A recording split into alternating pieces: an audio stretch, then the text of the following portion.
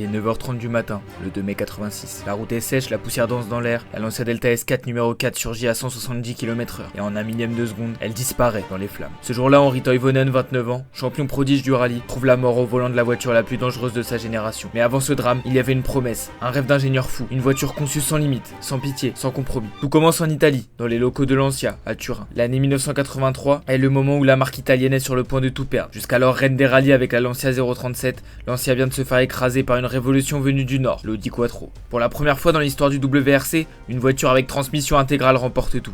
Sur la neige, la boue, la glace, les autres sont impuissants. La 037, propulsion pure, pourtant conduite par des pilotes de légende comme Walter Röhrl, ne peut plus rivaliser. Il fallait réagir, et vite. Mais chez Lancia, on ne copie pas, on invente. Alors on lance en secret un projet fou, une nouvelle voiture totalement différente, pensée non plus comme une évolution de la 037, mais comme une arme absolue. Son nom de code, 038. Le cahier des charges est clair, elle devra pulvériser la concurrence. Et pour ça, tous les moyens sont permis. Le groupe B venait d'être lancé 2 ans plus tôt, une catégorie presque sans règles. Il suffit de produire 200 exemplaires d'homologation, et tout devient possible. Chez Lancia, on comprend tout de suite. Ce règlement est une bénédiction, le rêve d'un ingénieur devenu réalité. Pas de poids minimum, pas de limite réelle de puissance, pas de restriction sur les matériaux ni la technologie, et surtout, la possibilité de construire des prototypes de guerre sans se soucier du coût ni de la dangerosité. La 038 devient la Lancia Delta S4. Mais attention, cette voiture n'a presque rien à voir avec la Delta civile. La S4 repose sur un châssis tubulaire fait de tubes d'acier à haute résistance. Autour, on greffe des panneaux de carrosserie en fibre de verre, puis en Kevlar, puis même en carbone. Poids total, 890 kg. Pour te donner une idée, c'est moins qu'une Fiat Panda, mais avec 6 fois plus de puissance. Et le moteur, un pur délire. Un 4 cylindres en ligne de 1,8 litre placé en position centrale arrière. Mais surtout, un système doublement suralimenté. Un compresseur volumétrique plus un turbo. Le compresseur souffle dès les bas régimes, éliminant tout trou d'accélération. Et le turbo prend le relais, à partir de 4000 tours minute, et pousse jusqu'à 8500. Résultat, 480 chevaux officiels. Mais en réalité, les versions d'usine dépassaient largement les 520 chevaux. Et tout ça, transmis aux 4 roues motrices via une boîte à 5 rapports ultra courte. 0 à 100 en 2 secondes 3 sur la terre et en 85. La voiture est une bombe, un concentré de technologie, compact, agressif, affûté comme un rasoir. Et elle est impossible à dompter pour un pilote moyen. Chaque accélération est un coup de poing, chaque virage demande une anticipation surhumaine et chaque freinage te donne l'impression de jouer ta vie. Mais les pilotes d'usine, eux, commencent à l'apprivoiser et parmi eux, un homme va faire corps avec la bête, Henri Toivonen. Toivonen est un ovni. À 24 ans, il devient le plus jeune vainqueur d'un rallye mondial sur une Talbot Sunbeam Lotus. Il a la vitesse, le talent brut, l'insolence des prodiges, mais aussi la précision chirurgicale des champions nés. Chez Lancia, on le repère très tôt et en 86, il devient le pilote numéro 1 pour le programme S4. C'est lui qui sera chargé d'emmener le monstre jusqu'au titre mondial et tout commence par un coup de tonnerre. Rallye de Monte-Carlo, janvier 86. Toivonen écrase la concurrence. Dans la neige, la nuit, la glace, il va plus vite que tout le monde, tout le temps. Sa Delta S4 semble coller à la route. Elle hurle, glisse, rebondit, mais reste toujours en contrôle. À la fin du rallye, il a plus de 4 minutes d'avance sur son poursuivant. C'est du jamais vu. Mais dans l'ombre, il commence à douter. Il confie aux ingénieurs que la voiture est trop rapide et qu'il n'a plus le temps de réagir et que chaque spécial est un combat contre les limites humaines. Ces mots sont prémonitoires mais personne ne l'écoute vraiment car la Delta S4 gagne. Et dans le groupe B, seule la victoire compte. Le championnat 86 s'annonce comme une guerre totale. Peugeot aligne sa 205 T16, elle aussi à 4 roues motrices. Audi fait rouler sa Quattro S1 et Ford engage la RS 200. Mais la S4 reste l'énigme, la voiture que tout le monde craint. Et Toivonen devient l'homme à abattre. Mais derrière les projecteurs, le climat se dégrade. Les voitures sont devenues ingérables, le règlement est flou et les commissaires sont dépassés. Et surtout, les spectateurs n'ont aucune limite et risquent leur vie à chaque virage. Ils se massent sur les routes, ils se penchent à 20 cm du passage des voitures et ils courent sur les spéciales en se jetant au dernier moment. Certains viennent avec des manteaux inifugés juste pour dire qu'ils ont frôlé un turbo groupe B. Le rallye devient un cirque, une danse macabre entre pilote et public. Et les pilotes commencent à parler de peur, de vraie peur. Henri Toivonen lui continue de dominer, mais son corps commence à lâcher. Il souffre d'une blessure au dos, il monte dans la S4 avec des douleurs constantes, mais il ne dit rien. Il est là pour gagner et rien d'autre ne compte. Et puis vient le Tour de Corse 86. Toivonen n'aime pas ce rallye, il le trouve dangereux. Les routes sont sinueuses, bordées de ravins, sans échappatoire. Mais il est en tête du championnat, il peut pas se permettre d'abandonner. Il roule fort dès les premiers kilomètres, prend la tête du rallye dès la première spéciale, et personne ne parvient à suivre son rythme. Même Walter Röhrl dira plus tard, personne ne pouvait rouler aussi vite que lui ce jour-là. C'était surhumain. Mais le samedi matin, le 2 mai 86, tout bascule. La spéciale Corte Taverna commence à 9h18,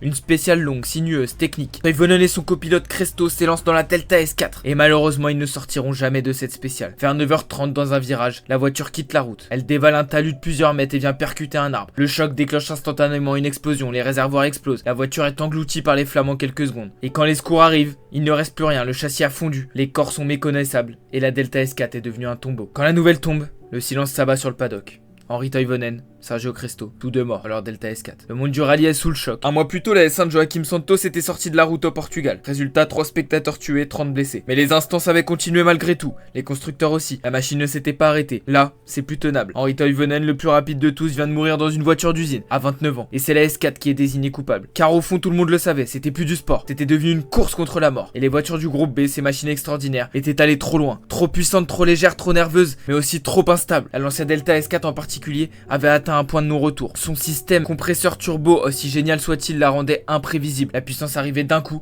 et sur les routes corses bordées de vide et d'arbres, c'était un jeu dangereux. Et surtout, elle allait trop vite, beaucoup trop vite. 0 à 200 en 8 secondes, avec des falaises, des arbres, des murs sans dégagement. Aucune voiture de course, même en F1, n'était aussi extrême dans de telles conditions. Quelques jours après l'accident, la FIA frappe fort, très fort. Elle annonce que le groupe B est supprimé dès la fin de la saison 86. Toutes les voitures actuelles sont bannies. Delta S4, 205, Quattro, RS200, toutes. Un monde s'écroule, un rêve aussi. L'ancien qui avait misé tout son avenir sur la S4 se retrouve brutalement à l'arrêt. Mais le débat enfle. Était-ce la voiture qui était dangereuse ou le contexte? Les pilotes défendent la S4. Beaucoup disent que la voiture était géniale, que Toivonen roulait blessé, il n'était pas au max de ses capacités et qu'il prenait aussi des risques insensés. D'autres pointent du doigt l'organisation, absence de rails, d'échappatoires, de zones de sécurité. Mais pour le grand public, la S4 était une voiture tueuse. Et dans l'histoire, c'est elle qui portera la croix. Ce qui est injuste, c'est que la S4 était aussi un bijou d'ingénierie, une voiture en avance sur son temps. Son système de transmission intégrale offrait un équilibre parfait. Le différentiel central pouvait être ajusté pour répartir le couple entre l'avant et l'arrière. Une technologie vraiment très rare à l'époque. Son moteur, malgré sa brutalité, était une œuvre d'art mécanique. Il combinait le meilleur des deux mondes. Le punch du compresseur, la rage du turbo. Et surtout, la S4 avait un potentiel encore inexploré. L'ancien prévoyait une version encore plus légère, avec plus de carbone et avec plus de 600 chevaux. Un prototype surnommé Evoluzione était en cours d'étude, mais il ne verra jamais le jour. En interne, c'est la consternation. Les ingénieurs de Lancia, fiers de leur machine, sont brisés. Le projet S4 était leur chef-d'œuvre, le fruit de nuits blanches, de milliers d'heures passées à souder, tester, peaufiner. Mais une voiture est un outil, c'est l'usage qu'on en fait qui la rend létale. Et dans le groupe B, c'est le système entier qui a dysfonctionné. Les voitures étaient prêtes pour un circuit, pas pour des routes de montagne ouvertes au public. Et pourtant,